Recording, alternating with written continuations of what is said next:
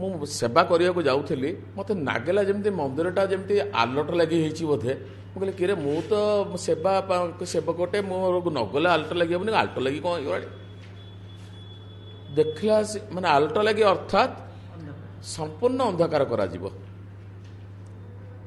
ସଙ୍ଗେ ସଙ୍ଗେ ମୁଁ ଖବର ପାଇଲି, ମାନେ ମୁଁ ୟାକୁ କହିଲି ଏଇ ଲାଇଟ୍ ଗୁଡ଼ା କୁଆଡ଼େ ମାନେ ଯେଉଁ ଥିଲା କୁଆଡ଼େ ଗଲା। ମୁଁ ପଚାରିଲି, ମୁଁ କହିଲି ଆଲଟ ମାନେ ଆଲଟ ଲାଗି ଆପଣ ତ ନାହାନ୍ତି, ଆଲଟ ଲାଗି କ'ଣ?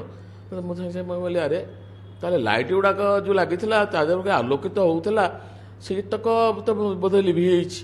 ମୁଁ ସାଙ୍ଗେ ସାଙ୍ଗେ ସୁବୁଧି ବାବୁଙ୍କୁ ପଚାରିଲି, ମୁଁ କହିଲି ବାବୁ ଏମିତି ଲାଇଟ୍ଟା ଆମର ଥିଲା କୁଆଡ଼େ ପଳେଇଲା। ସାଙ୍ଗେ ତାଙ୍କର ଅଛି ଯିଏ ଇଭେଣ୍ଟର ଯେଉଁ ଗୋଟେ ପୁରୀର ଲୋକ ଥିଲେ, ମାନେ ଯିଏ ଥିଲା ଜଣେ, ସିଏ ମୋତେ କଲ୍ ବ୍ୟାକ୍ କଲା। ତ କହିଲେ ତାକୁ ମୁଁ କହୁଛି ଆଜ୍ଞା ଏମିତି ଏମିତି ମୁଁ ସେଗୁଡ଼ାକୁ ଖୋଲି ନେଇଯିବି, ଆଉ ଲାଇଟ୍ଟା ମୁଁ ମଧ୍ୟ। ମୁଁ କହିଲି ଶୁଣୁଛି ଲାଇଟ୍ଟା ତୁ କ'ଣ କେମିତି ଖୋଲିଦେଲୁ?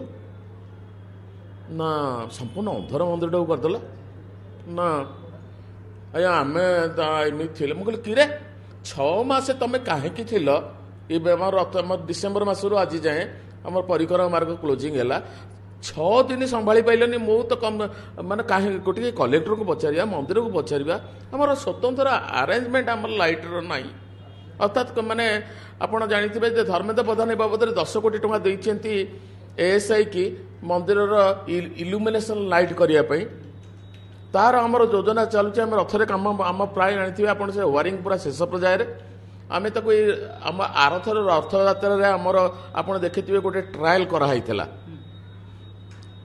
ଏବେ ସେଇଟାକୁ ପୂର୍ଣ୍ଣାଙ୍ଗ ହୋଇଥାନ୍ତା ଏଇ ରଥଯାତ୍ରାରେ, ଆମର ସେ ଲାଇଟିଂ ହେଇଥିଲା ତ ନେଇଯାଇଥାନ୍ତୁ। ଯେତେବେଳେ ହେଲା ଯେତେବେଳେ ଲାଗିଲା ଆମକୁ ବହୁତ ଭଲ ଲାଗିଲା। ଏବଂ ମୁଁ ପ୍ରଥମ କଥା କହୁଛି ବହୁତ ଭଲ ଲାଗିଲା ଯେତେବେଳେ ପରିକ୍ରମା ମାର୍ଗ ମୁଁ ସେତେବେଳେ ସେ ଠିଆ ହେଇଥିବା ଏବଂ ସମୟରେ ମୁଁ ତ କହିଲି ଭାଇ ଏଇ ଲାଇଟ୍ଟା ଆମର ରହିବ। ସେଇଟା ଗୋଟେ ଅଲଗା ଜିନିଷ। ମୁଁ ମଧ୍ୟ ଭାବିଥିଲି ଯେ ପ୍ରକୃତରେ କିଣା ହେଇଗଲାଣି ବୋଲି, କାରଣ ସେଇଠି ତାଙ୍କୁ କହିଥିଲି ଏ ଲାଇଟ୍ଟା ଯେହେତୁ ଭଲ ଲାଗୁଛି ଆମେ କିଣିଦେବୁ। ମୁଁ ଭାବିଥିଲି ବୋଧେ କିଣା ହେଇଗଲାଣି ବୋଲି, କାରଣ ଯେହେତୁ 6 ମାସ ଚାଲିଥିଲା ତ ଭଡ଼ା ଆସିଥିଲା ନିଶ୍ଚିତ। ତାପରେ ମୋତେ ଜଣାପଡ଼ିଲା, ମୋତେ ଯାହା ଇନଫର୍ମେସନ୍ ବା ସିଏ ନେଲା ଭଡ଼ାରେ ଆସିଲା ଭଳିଆ ଲାଗୁଛି।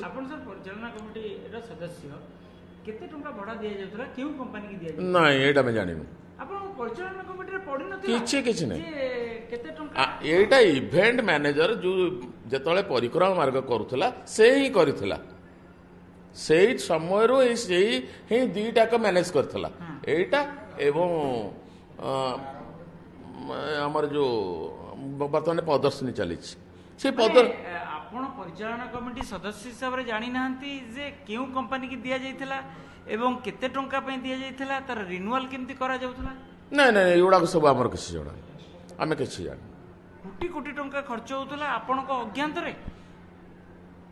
ଏମିତି ଏ କଥା କହିଲି ମୁଁ ସ୍ପଷ୍ଟ ଭାବରେ କହିଚାହୁଁଛି ଏଇ ପ୍ରକାର ଜିନିଷ କେତେ ଟଙ୍କା ତାକୁ ଦିଆହେଇଛି, କେତେ ଟଙ୍କା ଇଭେଣ୍ଟ ମାନେ ଏଗୁଡ଼ା ସବୁ କୌଣସି ଜିନିଷ ଆମ ପାଖରେ ହିସାବ ନାହିଁ। ବା ପରିଚାଳନା କମିଟି କି ଜଣେଇକିରି ଜିନିଷ କରିବାର କୌଣସି, ଆମେ ଖାଲି ଦେଖୁଥିଲୁ ପରିକ୍ରମା ମାନେ ପରିଚାଳନା କମିଟିରେ ଯେତିକି ଆମର ମାନେ ଓପନିଂ ହେବ ବୋଲି ଆପଣ ଜାଣିଥିବେ, କ୍ଲୋଜିଂ ହେବ ବୋଲି ଆମର ଯେଉଁ ଆମର ହେଇଥିଲା ସେତିକି ଆମେ ହିଁ ଜାଣିଛୁ।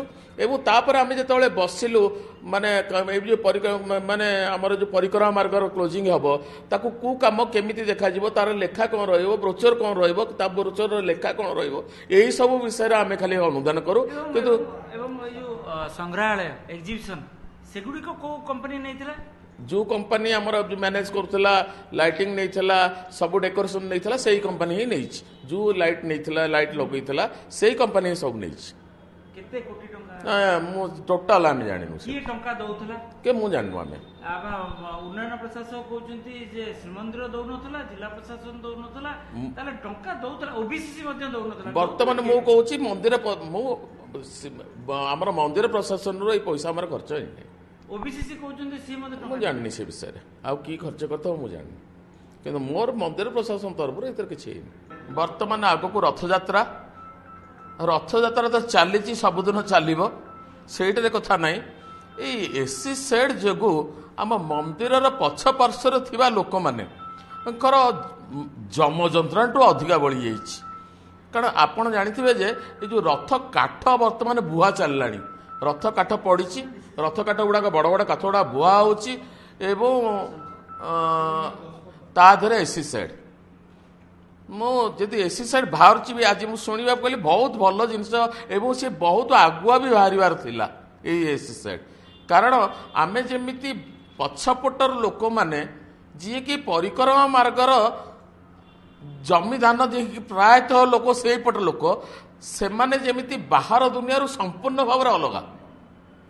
ତେଣୁ ଆଗ ପ୍ରଥମେ ଯିଏ ଯାହା ହେଉନା କାହିଁକି ଯିଏ ଡିସିସନ୍ ନେଉନା କାହିଁକି ଏସି ସାଇଡ୍ ବାହାରୁଛି ରଥ ଆଗକୁ ଯାଇପାରିବ ଏବଂ ଆମେମାନେ ମଧ୍ୟ ଟିକେ ଯାତାୟାତ କରିପାରିବୁ।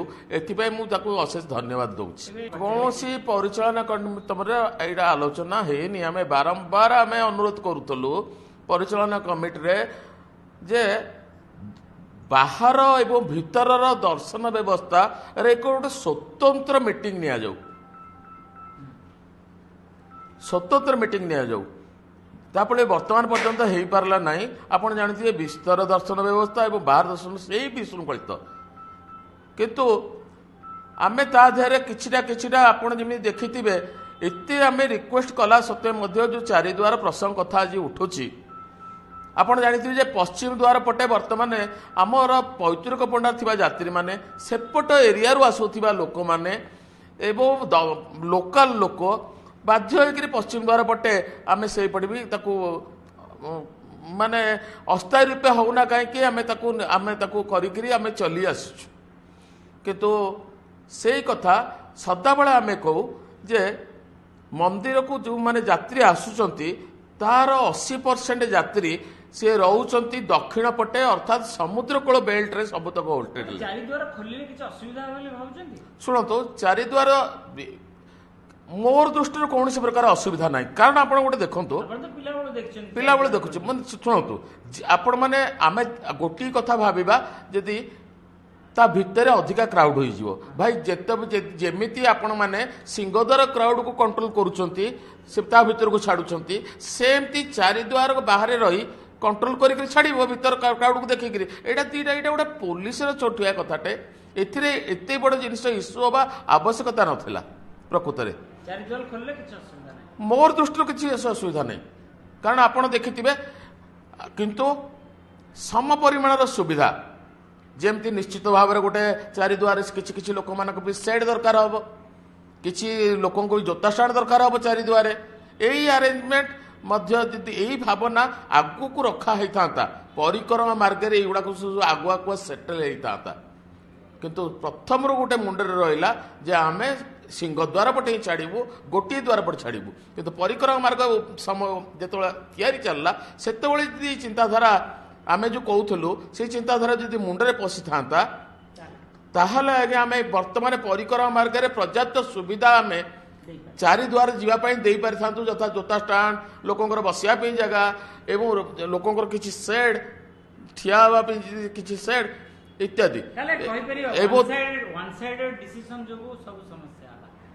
ୱାନ୍ ସାଇଡେଡ୍ ମୁଁ ୱାନ୍ ବ୍ରେନ୍ ଡିସିସନ୍ କହିବି ଆଜ୍ଞା, ୱାନ୍ ବ୍ରେନ୍ ଡିସିସନ୍ କିଛି ମୋର ଏଥିରେ କାରଣ ମୁଁ ବାରମ୍ବାର ଆମେ ଏ ଭିତରେ ଲଢ଼ିଛୁ ଯେ ବାରମ୍ବାର କହନ୍ତୁ ସିଏ କେତେବେଳେ ଗୋଟେ ବିଚିତ୍ର ଆଳ ଦେଖି କେତେବେଳେ କେଉଁ କମିଶନର ଅଛି ରିପୋର୍ଟ ଅଛି, କେତେବେଳେ କହୁଛନ୍ତି ନାଇଁ ଗୋଟେ ଦ୍ୱାର ଗଲେ ଏଠି ଗୋଟେ ମନ୍ଦିର ଅଫିସ କି ଭାଙ୍ଗିକିରି ବର୍ତ୍ତମାନ ତାଙ୍କୁ ବସିବା ପାଇଁ ଏଇ ସବୁ କେତେ ଆପଣ କରିବେ? 5,000 ଲୋକ ବି ବସିବା ପାଇଁ କରିବେ ଆଜ୍ଞା? ଏଠି ଦିନକୁ ଲକ୍ଷେ ଲୋକ ଆସୁଛନ୍ତି।